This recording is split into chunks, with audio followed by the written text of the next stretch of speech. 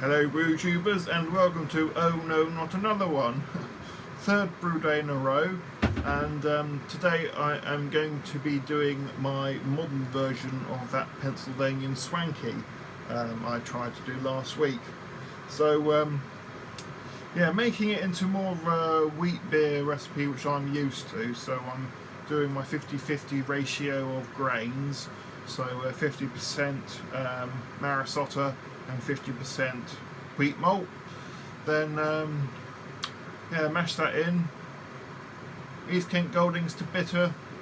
East Kent Goldings as the 10-minute addition, and I'll chuck in some star anise and aniseed along the line and see what we get. I think it will probably be a nice refreshing sort of beer, and not too bitter this time hopefully. So yeah, we'll see what we get out of it. Aiming for about 3.5% thereabouts, so quite a light beer. Yeah, just waiting for the old hop cap to get up to temperature. Weighed out my Marisota, going to weigh out my wheat malt in a sec and go from there. So we stirred the grist in and going to leave that for an hour and a half to mash. I'll get the old plate on. So that's about 20 star anise I'm going to crush up here. You really need 2 hands to do this, so you get the idea. And 8 tablespoons of aniseed to be crushed as well. So we've reached the end of the mash. Spargeroony time. Not the most glamorous way of doing it, but it gets the job done. So the boil has started, just waiting for hot break.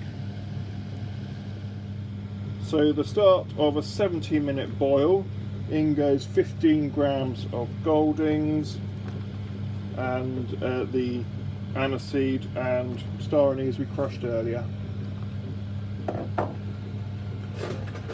Give that a little stir in like that.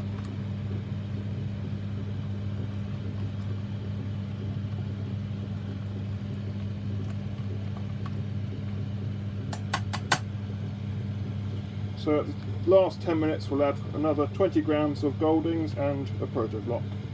Last 10 minutes of the boil, in goes the proto flock and 20 grams of Goldings. Give that 10 minutes and then flame out. 10 minutes are up, flame out.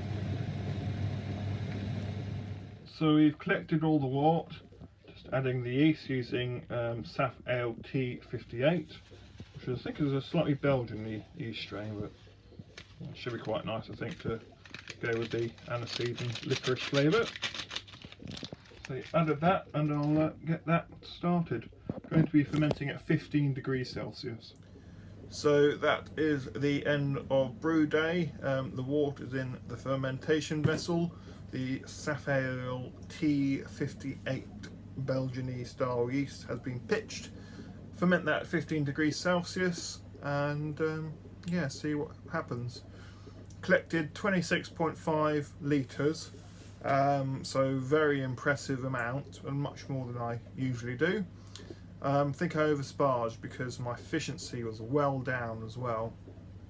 I had to add 600 grams of sugar, dextrose, to get the OG up to 1033, which should give me about 3.2% beer. Yeah, really bad in terms of sugar conversion. I did try some of the grist after mashing and it seemed to taste fairly dull and ordinary, so yeah, not sure about that. I think I might have just oversparged it perhaps.